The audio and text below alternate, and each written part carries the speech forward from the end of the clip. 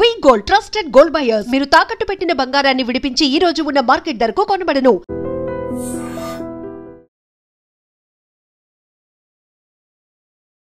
Hi hello నమస్తే, welcome back to iDream media. ఈరోజు ముహూర్తం ట్రేడింగ్ గురించి తెలుసుకుందామండి.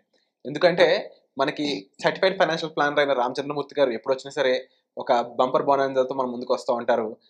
టాప్ 5 స్టాక్స్ అయి ఉండొచ్చు, లేకపోతే మార్కెట్ ఒడిదుడుకులు ఉన్నప్పుడు కూడా జాగ్రత్తగా ఇన్వెస్ట్ చేసే ఈ టిప్స్ అయి ఉండొచ్చు. వీటితో పాటుగా ముహూర్తం ట్రేడింగ్ అనేది సార్ యొక్క ఒక సిగ్నేచర్ అని చెప్పొచ్చు అనమాట. సో ఈ ముహూర్తం ట్రేడింగ్ ఏ విధంగా ఉండబోతుంది, కొన్ని టైమింగ్స్ చేంజ్ చేశారంట. మరి ఆ టైమింగ్ ఎప్పుడు యూజువల్లీ 6 to 7 ఉంటుంది, బట్ ఇప్పుడున్న టైమింగ్ ఏంటి, దీంతో పాటుగా ఈ టైంలో బాగా పెరిగే స్టాక్స్ ఏంటి, లాభాలు పండించే స్టాక్స్ ఏంటి, ఈ విషయాలన్నీ కూడా తెలుసుకుందాం. Let's go into the episode. నమస్కారం సార్. నమస్తే అండి. సో ముహూర్తం ట్రేడింగ్ ఇది మనకు ఒక ఆచారం, ఇది ఒక ఆనవాయితీ మనకి ఈ ఎపిసోడ్ అనేది. అవునండి. సో ఇందులో కొన్ని మార్పులు వచ్చాయని తెలుస్తా ఉంది. అవునండి. ఏ మార్పులు వచ్చాయి, ఎందుకు ఆ మార్పు వచ్చింది, దీంతో పాటుగా మరీ ముఖ్యంగా బెస్ట్ స్టాక్స్ గురించి కూడా అలాగే చెప్తే మన ఆడియన్స్ హ్యాపీ అవుతారు. డెఫినెట్గా సార్. ముహూర్తం ట్రేడింగ్ అంటే ఏంటంటే ఇది యాక్చువల్గా మనకి ఉగాది ఎలా అయితే సంవత్సరానికి ఆంధ్రులకి ఫస్ట్ రోజు అవుతుందో, సో నార్త్ సైడ్ వాళ్ళందరికీ ఏంటంటే దీపావళి అనేది వాళ్ళకి Samvat starting day. So next Diwali వచ్చి విక్రమ్ సంవత్సరం అంటాము. సో 2086 అంటారు. కాబట్టి ఆ రోజు ఏంటంటే అందరూ కూడా వ్యాపారులు అందరూ కొత్త బుక్స్ పెట్టుకుంటారు, పాత బుక్స్ అన్ని క్లోజ్ చేసుకుంటారు. సో మనం ఎలా అయితే చేస్తాం వాళ్ళు కూడా అదే. ఆ రోజు ఇంకా అడ్వాంటేజ్ ఏంటంటే ఈ లక్ష్మీదేవి పూజ అనేది జరుగుతుంది కాబట్టి అందరికీ కూడా ఆ రోజు ఒక ఆస్పిషియస్ డే. సో మనకు కూడా దీపావళి అనేది చాలా ఆస్పిషియస్ డే. వాళ్ళకి ఎడిషనల్గా ఏంటంటే కొత్త క్యాలెండర్ సంవత్సరం కూడా. కాబట్టి ఆ రోజు ఏదన్నా ఇన్వెస్ట్ చేసుకుంటే మంచి జరుగుతుంది అనేది వాళ్ళు అందరూ కూడా పాజిటివ్గా థింక్ చేస్తారు. కాబట్టి అదే ఈ మార్కెట్ కూడా స్టాక్ మార్కెట్లో బీఎస్సీ 1957 నుంచి కూడా ఈ ఆచారాన్ని పాటిస్తున్నారు. అలాగే ఎన్ఎస్సి వచ్చి 1991 నుంచి కూడా ఈ ఆచారాన్ని పాటిస్తున్నారు. సో కాబట్టి ఆ రోజు ఏంటంటే జనరల్గా ఇప్పుడు ముహూర్త ట్రేడింగ్ ఈవినింగ్ 6 నుంచి 7 వరకు ఉండేది. ఇప్పుడు ఏం చేశారంటే ఆఫ్టర్నూన్కి ప్రీపోన్ చేశారు. దాదాపు 1:30 నుంచి 2:45 3:15 దాకా కూడా మార్కెట్ ఉంటుంది. సో 1:15కి ప్రీ ఓపెనింగ్ సెషన్ స్టార్ట్ అవుద్ది. 1:30 నుంచి లైవ్ మార్కెట్, 2:45 క్లోజ్ అవుద్ది. మళ్ళీ 3:15 దాకా కూడా హాఫ్ అన్ అవర్ ఇది ఉంటుంది. సో ఇప్పుడు ఏంటంటే అంతకుముందుకి ఇప్పటికి ఏంటంటే ఆ ఈవినింగ్ది ఆఫ్టర్నూన్ చేశారు. సో కాబట్టి ఏంటంటే ఈసారి ముహూర్తం ట్రేడింగ్ అనేది ఆఫ్టర్నూన్ వస్తుంది కాబట్టి గమనించారు. ఆఫ్టర్నూన్ కాబట్టి అందరూ కొంచెం అలర్ట్గా ఉంటారంటారా? అవునండి, డెఫినెట్గానే. ఎందుకంటే మనకి రెగ్యులర్గా మన మార్కెట్ అంతా కూడా 9 to 3:30 కదా. సో ఆ రోజు కూడా మంచిగా పూజ అది చేసుకొని ఏదైనా షేర్స్ అది ఇన్వెస్ట్ చేసుకోవటం అనేది సాంప్రదాయమే. ఇప్పుడు మనకి అక్షయ తృతీయ ఎలాగో బంగారం కొంటాం, అలాగే ఈరోజు స్టాక్ మార్కెట్లో కొత్తగా వచ్చే వాళ్ళు ఎవరైనా కానీ లేకపోతే ఎవరికన్నా కానీ ఇది ఒక ప్రారంభం కింద తీసుకోవచ్చు. October 21 ముహూర్త ట్రేడింగ్. కొంతమంది అనలిస్టులు ముహూర్త ట్రేడింగ్ లో ఒక ప్యాటర్న్ ఎప్పుడు ఉంటుంది, పలానా స్టాక్స్ ఎప్పుడు రెగ్యులర్గా అంటే కొంచెం పెరుగుతూ ఉంటాయి అని అంటూ ఉంటారు. అలాంటి ప్యాటర్న్ ఈసారి ఏదైనా ఉందా? ఏదైనా స్పెసిఫిక్ సెక్టర్ సంబంధించిన స్టాక్స్ కానీ ఏదైనా పెరిగే ఛాన్సెస్ ఎక్కువ కనిపిస్తున్నాయా ఆ రోజు ముఖ్యంగా?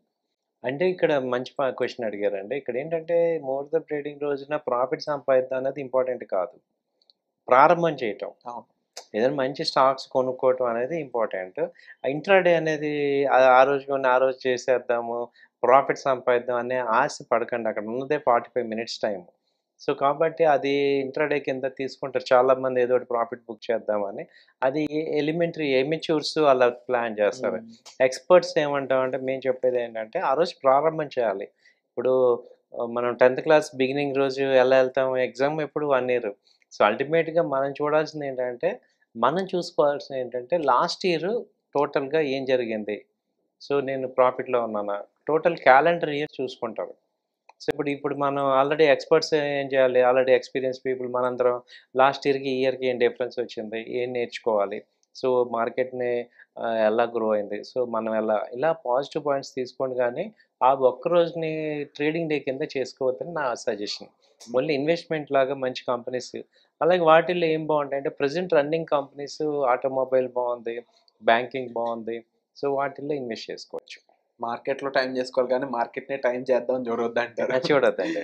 అండ్ డెఫినెట్లీ సార్, నిజంగా మీరు చెప్పినట్లు అమెచ్యూర్స్ అయి ఉండొచ్చు, లేకపోతే ఈ మధ్య కాలంలోనే కొత్తగా వచ్చిన ఇన్వెస్టర్స్ అయి ఉండొచ్చు, వీళ్ళందరూ కూడా డెఫినెట్లీ ఆ రోజు ఎంతో కొంత సంపాదించుకుంటే లాభబాట ఉంటే అది మొత్తం ఉంటుంది అనే ఒక సెంటిమెంట్ బిలీవ్ చేస్తారు. అవునండి. బట్ దాన్ని ఆ ఉద్దేశపూర్వకంగా చూడకుండా ఆ రోజు ఒక మెట్టు ఎక్కినట్టు ఒక చిన్న ఇన్వెస్ట్మెంట్ చేసినట్లయితే, వాళ్ళకి క్యాపబిలిటీకి తగ్గ ఇన్వెస్ట్మెంట్ చేసినట్లయితే లాంగ్ టర్మ్‌లో అది రిజల్ట్ ఓరియెంటెడ్‌గా అవునండి. ఉంటే సరిపోతుంది అనేది అవునండి. మీరు చెప్తున్నమాట. అవునండి. అయితే ఇప్పుడు యూజువల్లీ దీంట్లో జీఎస్టీ అనేది కొంచెం తగ్గించిన అవునండి. ఈ చేంజ్ ఏదైతే ఉందో అవునండి. అది ఎక్కువగా ఆటోమొబైల్స్ మీద, కొన్ని ఎఫ్ఎంసీజీల మీద హెవీగా ప్రభావం చూపిస్తుంది ఆల్రెడీ. అవును. సో ఈ ముహూర్తపు ట్రేడింగ్‌లో అలాంటి దానికి సంబంధించిన కంపెనీస్ ఏమన్నా హెవీగా పెరిగే స్కోప్ ఏమైనా ఉందంటారా? అంటే ఆ ఒక్కరోజు బేస్ కాదండి. ఇప్పుడు హ్మ్. ఏంటంటే ఇప్పుడు అడ్వాంటేజ్ ఏంటంటే రిజల్ట్స్ వస్తాయి. క్వార్టర్లీ రిజల్ట్స్ ఈ మంత్ వస్తున్నాయి. రేపు హ్మ్. టీసీఎస్ అలా వస్తుంది. సో, మనం ఏం చేయాలంటే ఒక మంచి ఆరంభంలాగా చూసుకోవాలి. అంతకు మించి ఏం లేదు. సో, మనకి మామూలుగా స్టాక్ మార్కెట్ పెరగడం, తగ్గటం అనేది ఆ కంపెనీస్ యొక్క అప్ అండ్ డౌన్స్ మీద, న్యూస్ మీద అనాలిసిస్ ఉంటాయి గానీ, సో, రీసెర్చ్ చేసి మంచి కంపెనీస్‌ని ఇన్వెస్ట్ చేయండి. అంతకు మించి ఏం లేదు. నా పాయింట్ ఆఫ్ వ్యూ ఏంటంటే, ఆ రోజు ఏదో కోట్లు, కోట్లు వస్తాయి అనేది అవ్వదు. సో, ఒక గుడ్ బిగినింగ్ చేయండి. అండ్ డెఫినెట్లీ మరొకసారి మన ఆడియన్స్‌కి ముఖ్యంగా చెప్పాల్సింది ఆ టైమ్ గ్యాప్. చాలా తక్కువ టైం ఉంటుంది. అవునండి. ఆ టైంలో నిజంగా వాళ్ళు ఓవర్ అంటే టూ మచ్ ఆఫ్ థింకింగో లేదంటే రకరకాల ప్రొడక్ట్స్ అవును. కొనేద్దాం అని అనుకుంటూ ఉంటారు. అవునండి. వాళ్ళ గురించి ఏం చెప్తారు?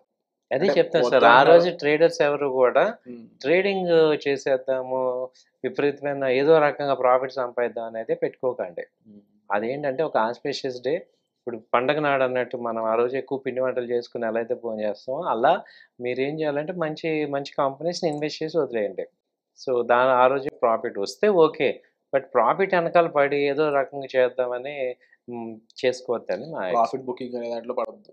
అవునండి. అండ్ ఈ ముహూర్తపు ట్రేడింగ్ అనే కాకుండా చాలామంది ఈ ప్రాఫిట్ బుకింగ్, ఇంట్రాడే ట్రేడింగ్ వీటిల్లో ఈ రోజు పాజిటివే రావాలి, పాజిటివ్ జరగాలని చెప్పి చాలామంది ఆవేశపడతా ఉంటారు. బట్ వన్ డేలో మార్కెట్ పాజిటివ్‌గా అయిపోయే రోజు ఏది ఉండదు. అవునండి. వన్ డేలో నెగెటివ్ అయిపోయే రోజు కూడా ఉండదు. అవునండి. బేసిక్‌గా బ్యాలెన్సింగ్ తెలిసిన అవునండి. వాళ్ళు అవునండి. సిట్యుయేషన్ వేరు గానీ, బ్యాలెన్స్ తెలియక ఎక్కువ మంది నష్టపోతా ఉంటారు. దానివల్ల ఈవెన్ సెబీ గూడా వద్దు ఎఫ్&ఓ అంటది కానీ అలాగే ఉంచుతా ఉంటది. ఈ అవును. సర్కిల్ తిరుగుతూనే ఉంటది. బట్ అవును. End of the day end user ఎవరైతే ఉన్నారో, కస్టమర్, రిటైలర్ ఎవరైతే ఉన్నారో వాళ్ళకి కొంచెం నాలెడ్జ్ అనేది ఇంపార్టెంట్. సో, ఆ రకంగా మీ మీ దగ్గరకి అపాయింట్‌మెంట్ తీసుకునే విధానం అయ్యుండొచ్చు. అంటే మీరు ట్రైన్ చేసే విధానం ఇది ఏ విధంగా ఉంటుంది? నిజంగా ఒక పర్సన్ మార్కెట్‌లో కొంచెం నిలదొక్కుకోవాలంటే ఎంత టైం పట్టొచ్చంటారు అసలు? జనరల్‌గా ఏంటంటే సార్, మనకి ఇప్పుడు నిప్పుందనుకోండి, అది కాలుతుందని చెప్పినా గానీ ఫస్ట్ నమ్మం. సో, ఒక చిన్నగా కాలితే దాని యొక్క సివియారిటీ మనకర్థమవుతుంది. సో, అలాగే స్టాక్ మార్కెట్‌లో గూడా కొంత లాస్ అనేది జరిగితే గానీ, మనం ఎవరెంత చెప్పినా నేను వాళ్ళకి తెలీదు, నాకే బాగా తెలుసని మనం ఇమ్మెచ్యూర్స్ అవును. అనుకుంటాం. అదేంటంటే ఏమవుతుందంటే, ఈ మార్కెట్ మైండ్‌సెట్ అలాగే ఉంటది. అదేంటి చాలా ఈజీ, ఏముంది ఇది పెద్ద కష్టం కాదనిపిస్తది గానీ, బిగినర్స్ లక్ అంటాం అది వస్తది. ఆ తర్వాత యాక్చువల్‌గా లాసెస్ వస్తాయి. ఆ తర్వాత మనకి ఈ యొక్క స్టాక్ మార్కెట్ గ్రావిటీ అర్థమవుతుంది. దీన్ని చూడాల్సిన పద్ధతి ఏంటని. అప్పుడు మనం రియలిస్టిక్‌గా ఒక ప్రొఫెషనల్ అవుతాం. సో, మేము గూడా లాస్ అయ్యాం. 2, 3 దెబ్బలు తగిలితే తగిలితే కానీ మేము గూడా దెబ్బతిన్నాం.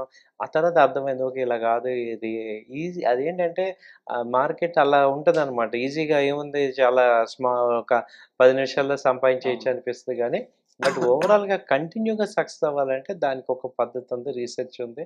ఒక సిస్టమాటిక్‌గా రావాలి. అలా చేసుకుంటే వస్తది. చూసారు. అండ్ డెఫినెట్‌లీ ఇలాంటి ఒక లాంగ్ లాస్టింగ్ ప్రాసెస్ కోసం అది నేర్చుకొని మీరు కూడా ఒక రైట్ ప్రొఫెషనల్ అవ్వాలనుకున్నట్లయితే తప్పకుండా మీరు సార్‌ని సంప్రదించొచ్చండి. ఒక సర్టిఫైడ్ ఫైనాన్షియల్ ప్లానర్‌గా సార్ మీకు అటువంటి సబ్జెక్ట్ నాలెడ్జ్‌తో పాటుగా ఆ ఎక్స్‌పీరియన్స్‌ని గూడా మీకు అందజేస్తారు. సో, వచ్చే ఎపిసోడ్‌లో మళ్ళీ కలుద్దాం. థాంక్ యూ అండి.